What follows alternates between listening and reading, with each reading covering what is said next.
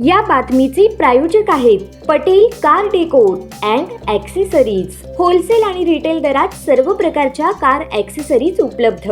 7 रस्ता सोलापूर।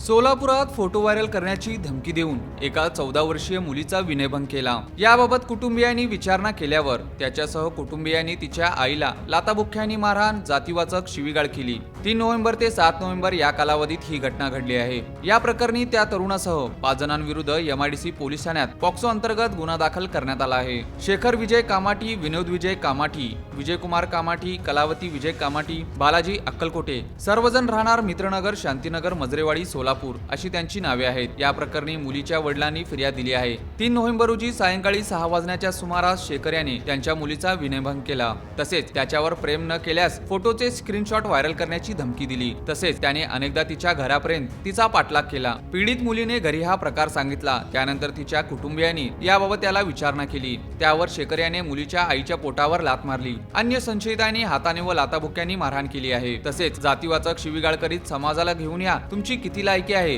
हे दाखवतो अशी धमकी दिली। सहाय्यक पोलीस आयुक्त प्रताप मोहन यांनी घटनास्थळी भेट देऊन पाहणी केली। या घटनेचा अधिक तपास फौजदार महेंद्र गाडवे हे करीत आहेत।